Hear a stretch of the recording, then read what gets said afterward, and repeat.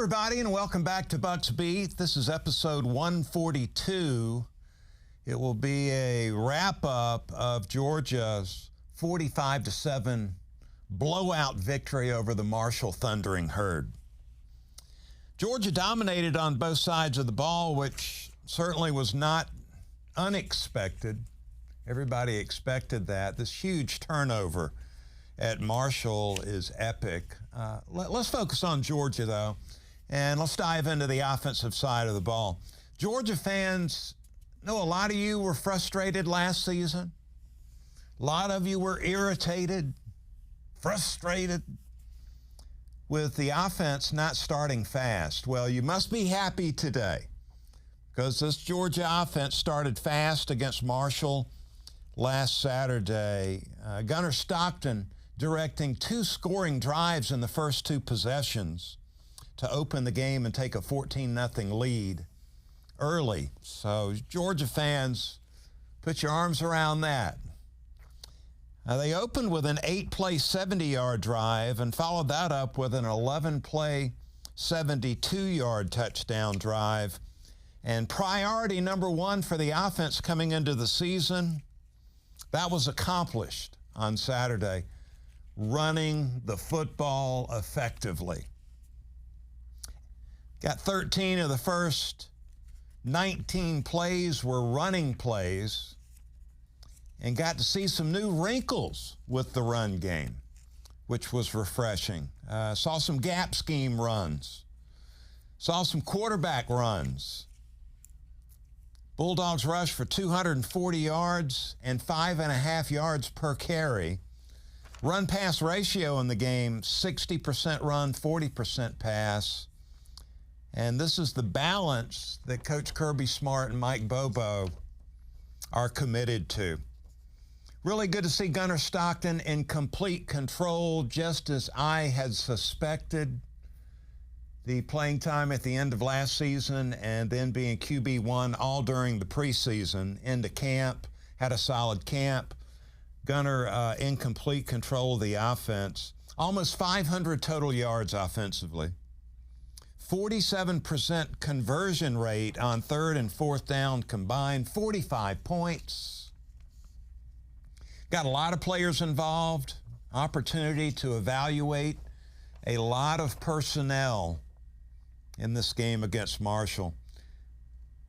Folks, you're going to see a lot of 12 and 13 personnel groupings this season, and that would be 2 tight end sets or 3 tight end sets with 2 and 3 tight ends on the field, and it's because they've got a really talented tight end room. Oscar Delp believes that this is the best tight end room in college football. So you got Delp and Lucky that are the starters for Georgia at tight end. And the first touchdown in the red zone, both of these guys showed up. It was first down and 10, 17-yard line. And Bobo going with an old-school pitch sweep to Peanut, Dwight Phillips, who scored on the play. Delp kicked out the edge. Lucky in motion, blocked the defensive back. And Peanut hit that hole hard for the touchdown. Saw another new wrinkle I really liked in the game, and it involved freshman tight end Ethan Barbour. Get to know this guy, number 9, Ethan Barbour, a very impressive blocker, and that's how he got on the field. We're talking about early in the first quarter, you saw Barbour out on the field. You saw him in motion, coming across the formation, and then leading the back on a misdirection run. You saw him lined up at fullback, if you were paying attention, traditional fullback position as a tight end, and being the lead blocker on a run play. I want to see some more of this. Barbour's on the field because he can help Georgia run the football.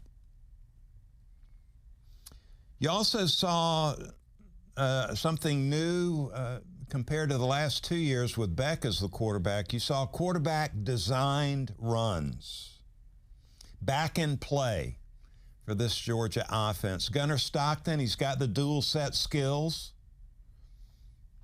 Saw the speed option. I expected to see Gunner running, but I didn't expect to see Gunner running the speed option in the red zone, 4th down and 1. Ball on the 13-yard line. Got the speed option. Gunner kept it. Nobody laid a hand on him. He scampers into the end zone. The most effective thing you saw was Gunner extending plays, Gunner scrambling with the football. He does these things very, very well. Does it at a high level. Accurate when he's out of the pocket on the run. Throws it accurately. Doesn't hesitate to pull it down, tuck it, and run with it. And one thing I was really glad to see is Gunner was protecting himself when he chose to run with the football. Get down before they can hit you upside the head. Gunner living and learning after the Sugar Bowl, where he took some ungodly hits there in that game. Gunner protecting himself. This team needs him for 4 quarters a game, 12 games in the regular season and beyond. Gunner throwing a lot of underneath stuff, a lot of the quick pass, and why not? It's an extension of the run game, and you want to get Zach Branch as many touches as he can get, so that came into play in game number 1. You're going to see in the weeks to come Gunner having a lot of success with the run action pass. If you can run the ball, then you can play action pass and hit some big plays in the passing game. Let me tell you some things I liked watching the offense. I liked Nate Frazier doing less dancing and more attacking, which they have coached him up on. So Frazier looking better. Love those touches to Peanut Dwight Phillips.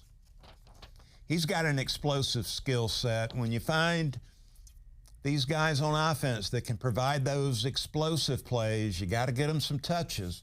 Great to see Dwight Phillips in there at running back, getting some touches and making an impact. Zach Branch, explosive, big playability. Got to find ways to get him the football. A lot of it will be short underneath, wide receiver screen type of plays. I like seeing ex-wide receiver Colby Young getting targets. You could tell they wanted to get him involved. So some intermediate throws down the field to Colby Young. Want to see more of that. Tell you what, really impressed with Juan Gaston. Impressive prior to getting rolled up on and injuring his leg. Is it a knee or an ankle? Probably an ankle, but hopefully we'll see a lot more to come on Gaston. Very impressive, just overwhelming defenders. He's so big. I was a little disappointed I did not get to see some of these guys on offense, like ex-wide receiver Noah Thomas, the Texas A&M transfer.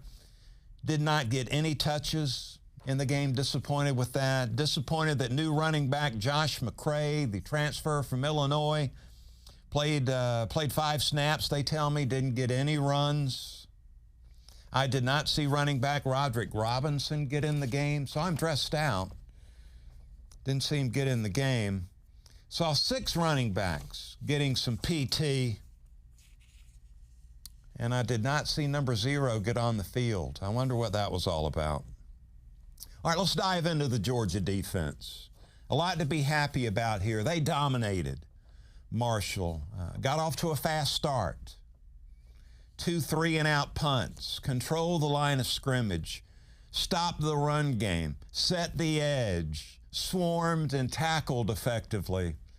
Marshall only had 7 first downs in the game. Only averaged 2.5 yards a carry.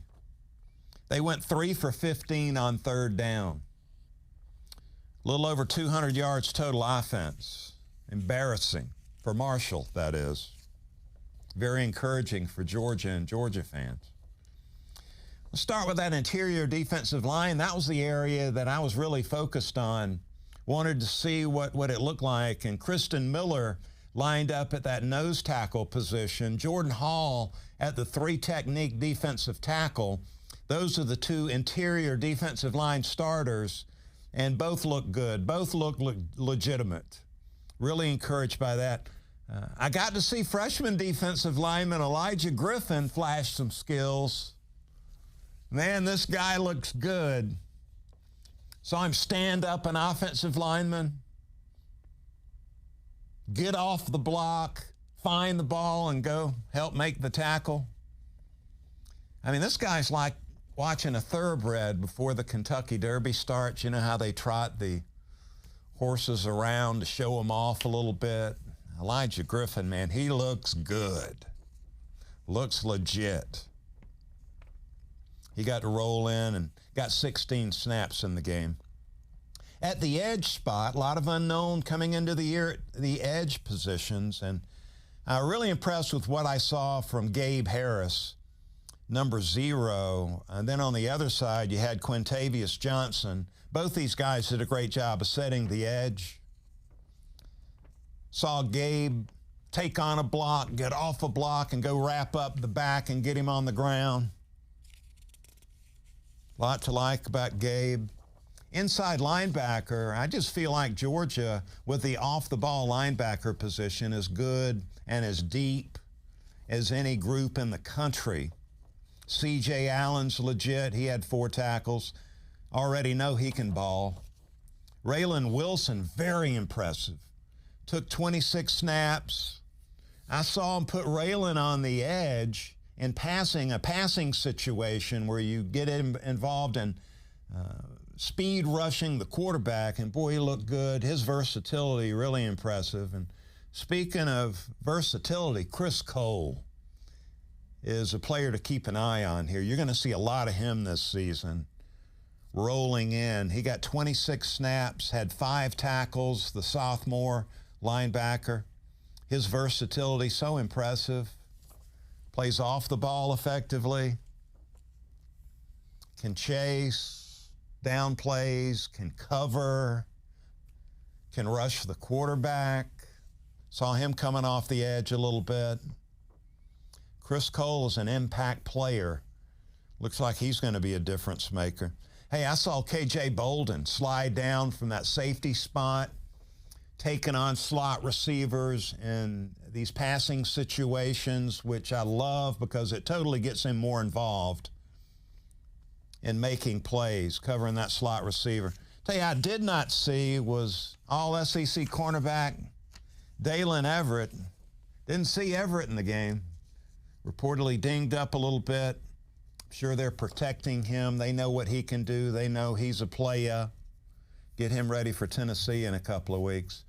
All in all, though, Georgia with 3 quality boundary cornerbacks, and Everett and Harris, Robinson getting his first start of his career. My biggest concern defensively leaving this opening game was how they continue to develop backup talent at the defensive line position. Georgia's so young on the defensive line.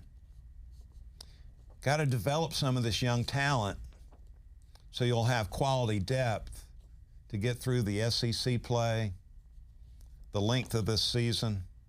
Got another week to get it figured out as Austin Peay will be coming to town.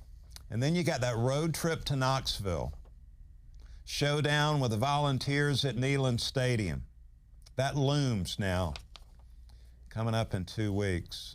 Got to get ready for that matchup. Heupel's yet to beat Georgia. Kirby's been beaten up on Tennessee, so you know they're going to be excited to play as the top 5 rated Bulldogs come to Knoxville in a few weeks. So all in all, I thought it was a really good performance out of Georgia. Started fast on both sides of the ball. You got to see everybody, almost everybody on the team that dressed out got playing time. So a really great chance to evaluate all that talent. You'll be able to do it again this coming weekend against Austin Peay. And then get your act together, getting ready for SEC play. Anybody left questioning Gunner Stockton? I didn't think so. Gunner looked good out there. Can't wait to see more of that. All right, coming up in a couple of days, we'll have Podcast 143 will drop, and I'll be hanging out with CBS football, college football insider Rick Neuheisel coming up in just a couple of days. Appreciate you hanging out, listening to Bucks Beat, and we'll talk to you again here in a few days.